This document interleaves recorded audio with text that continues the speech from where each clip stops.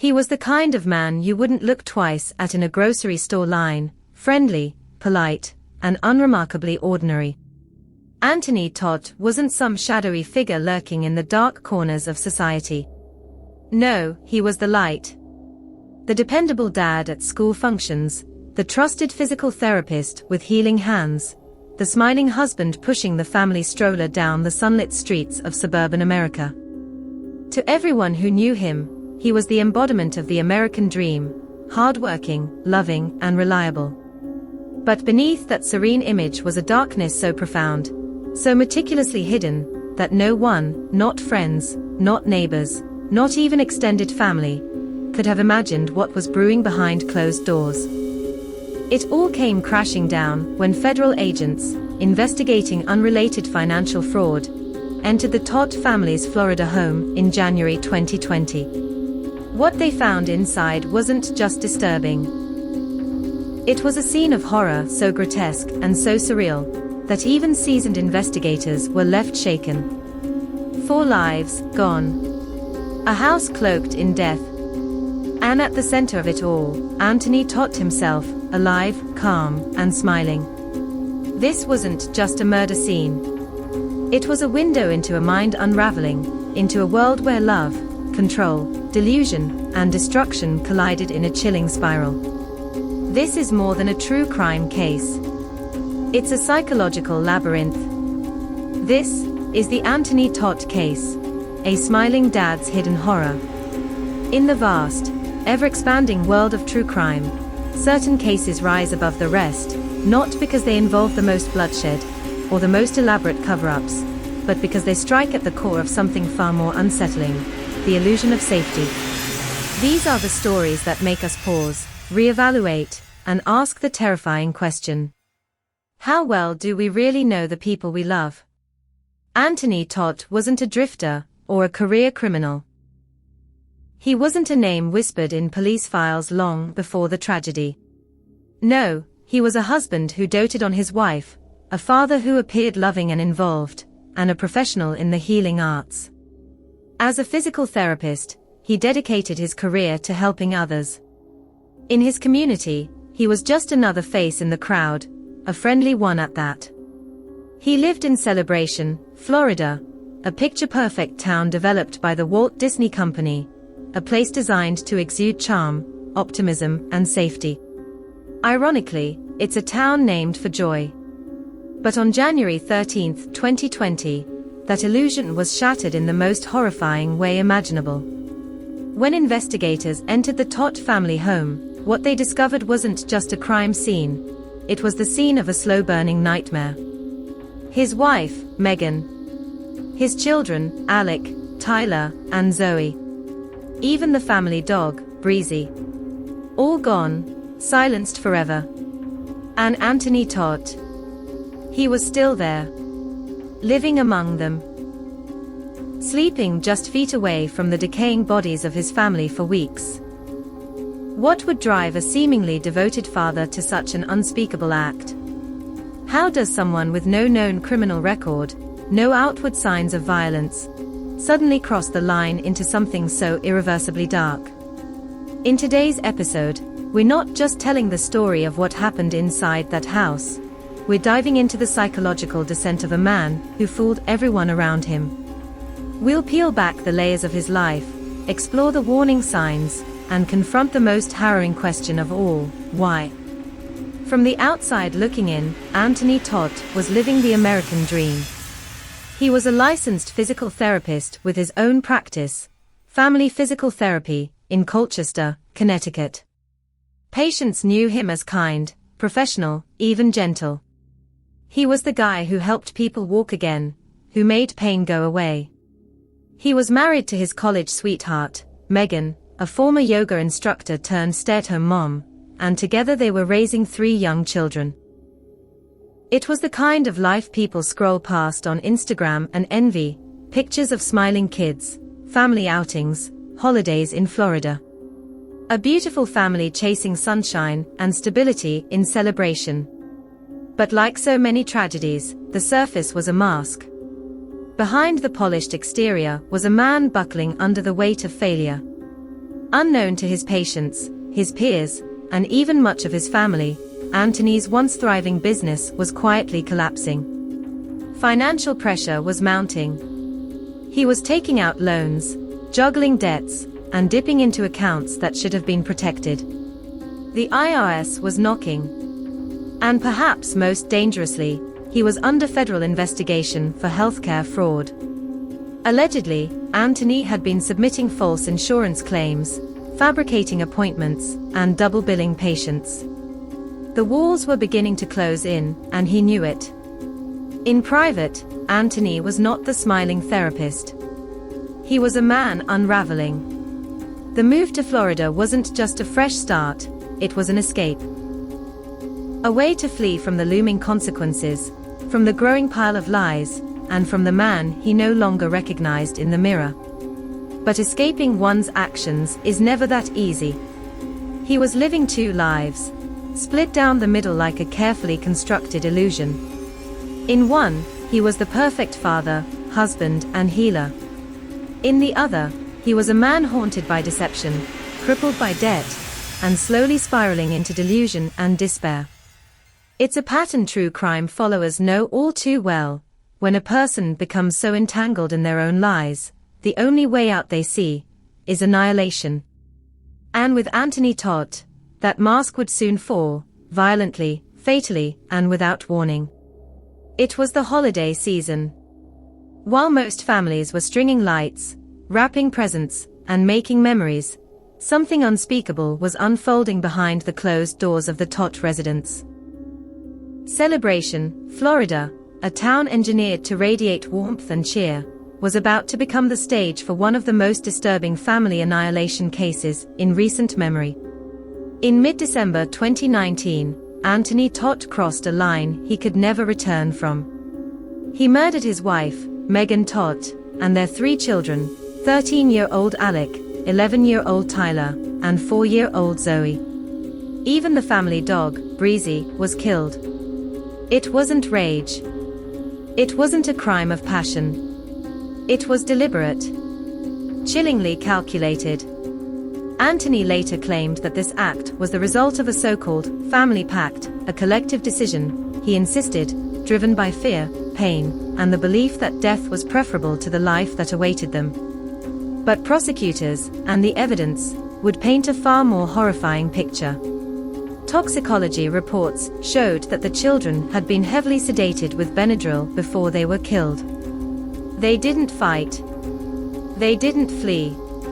They were defenseless. And then came the stabbing. Brutal. Personal. The kind of violence that leaves a permanent mark not just on a body, but on the soul of anyone who has to process the scene. But what's even more disturbing is what happened after the murders. Anthony didn't flee. He didn't confess. He didn't even try to cover up the crime.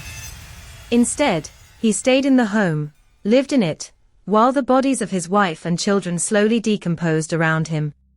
He slept in the same space. He ate. He walked past them day after day. He answered texts from concerned family members, calmly claiming the kids had the flu.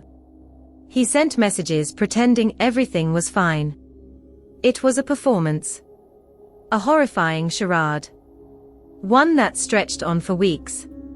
Then, on January 13, 2020, federal agents arrived at the Todt home, not for a welfare check, but to serve a warrant tied to his healthcare fraud investigation. They were expecting to arrest a man for white-collar crime. What they found was something they'd never forget. Upstairs, in a room heavy with the stench of death, they discovered Anthony Todt. Barely conscious. Surrounded by decay. He had ingested a massive dose of Benadryl, an apparent suicide attempt. But was it a genuine escape? A final act of despair? Or was it just another way to seize control of the narrative? That's the question that haunts this case. Because even in death, or what he thought would be his own death, Anthony Todt was still trying to dictate the story. Still trying to be the author of a twisted reality he'd long since lost control over. What drives a father? Someone who tucked his children into bed, who kissed scraped knees and told bedtime stories, to commit the ultimate betrayal, to destroy the very people he was meant to protect. In the case of Anthony Todt, the answer doesn't lie in a moment of madness, but in a slow, corrosive descent into a world of delusion, control, and psychological fragmentation. To those who study the criminal mind, Todt's behavior aligns with a deeply disturbing profile, the family annihilator. These individuals, almost always male, don't kill in a moment of rage. They kill in what they believe is cold, calculated necessity. Experts have long theorized that men who fit this profile often suffer from covert narcissism, a personality disorder marked by grandiosity masked by humility, fragile self-esteem hidden behind apparent selflessness. To the outside world, Anthony Todt appeared calm, composed, even mild-mannered. He wore the mask well. But beneath that surface, his world was imploding. His finances were collapsing. The walls of federal investigation were tightening. His carefully curated image of the successful family man, the dedicated healthcare provider, was falling apart. And for someone so deeply invested in controlling perception, this unraveling was intolerable. Psychologists suggest that when narcissistic individuals face public disgrace, they may perceive it not just as failure, but as annihilation of their identity. In their fractured logic, death becomes a form of escape, from shame, from consequences, from the collapse of their delusions. And in the darkest corners of this pathology, they may even believe they are saving their families, shielding them from poverty, public humiliation, or the aftermath of their own downfall. But let's be absolutely clear, this was not an act of mercy. This was not protection. It was murder. Premeditated, systematic, and chillingly methodical. Todt didn't lash out in a moment of anger. He sedated his children. He ensured they were unconscious. He stabbed them, quietly and deliberately. He stayed in the house. He answered texts. He even played along with family members who were worried. That's not a man in a psychotic break. That's a man clinging to control in the most horrifying way imaginable. And then, there was the letter. In a handwritten confession found in the home, Anthony Todt offered a disturbing blend of religious delusion and self-justification. He rambled about apocalypse, spiritual rebirth, and the afterlife. He suggested Meghan was part of the plan. He blamed the world, the system, external forces. At times, the letter read like a man trying to explain himself. At other times, like someone trying to rewrite reality entirely. Was it guilt bubbling to the surface? Was it an attempt to manipulate future perceptions? Or was it simply the final unraveling of a mind that had long since detached from reality? One thing is certain, even in the aftermath, Anthony Todt was trying to script the story, to remain the author of the narrative. But the truth has a way of revealing itself, no matter how desperately it's buried. April 2022. After more than 2 years of silence, speculation, and sorrow, Anthony Todt finally stood before a judge, not as a respected physical therapist, not as a father or husband, but as a convicted murderer. The courtroom was filled with a tension so thick it could almost be heard, a collective, barely contained grief. Family members, investigators, and a stunned public waited for answers that would never truly come. The verdict was swift. 4 counts of first-degree murder. Life in prison. No chance of parole. But it wasn't the sentence that left people shaken, it was Todt himself. He didn't cry. He didn't protest. He didn't apologize. He sat there, still.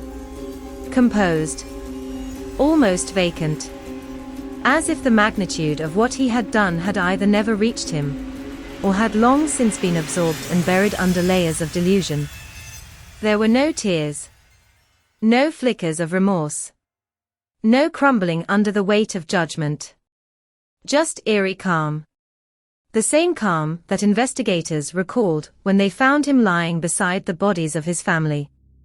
It was the kind of calm that doesn't soothe, it chills. A storm that had already passed, leaving only devastation in its wake. For the surviving relatives, siblings, parents, cousins, the pain was twofold. Not just the loss of Megan, Alec, Tyler, and Zoe, but the betrayal. The realization that someone they once loved and trusted had committed an act of unimaginable brutality. Many would speak out during victim impact statements, their voices cracking with emotion, trying to reconcile the Anthony they once knew with the monster he had become. And then, there was the community. Celebration, Florida, was built to embody safety, joy, and neighborly warmth. A planned community designed by Disney, where the streets are clean, the homes idyllic, and the atmosphere carefully manicured. But in that postcard-perfect backdrop, a nightmare had unfolded. The kind that makes you lock your doors tighter. The kind that forces you to look twice at the man next door, the one who waves at you with a smile each morning. People asked, how could no one see this coming? Were there signs? Warnings? Missed opportunities to intervene? These questions hung heavy in the air, never fully answered. In the end, what remained was an uncomfortable truth: monsters don't always look like monsters. Sometimes, they wear the face of a loving father. Sometimes, they live in cheerful towns with white fences and trimmed lawns. Sometimes, they sit quietly in court, wearing the same calm expression they wore after committing acts of horror. And sometimes, the scariest part is that we never see them coming. Now it's your turn to step into the mind of this chilling case. What do you think truly pushed Anthony Todt over the edge? Was it the slow, crushing weight of a psychological collapse, years of pressure, failure, and fear finally snapping his mind? Or was it something darker, colder, more calculated? A man who meticulously planned his family's end to maintain control and rewrite the narrative on his terms. We want to hear your theories. Do you see the signs of narcissistic delusion? Religious mania? Or perhaps a desperate need to avoid disgrace at all costs? Let's open the floor. Drop your thoughts in the comments below. Your perspective might just shine light on a corner of this case we haven't yet explored. And if stories like this, where psychology meets the darkest corners of human behavior, capture your curiosity, go ahead and hit that like button and subscribe.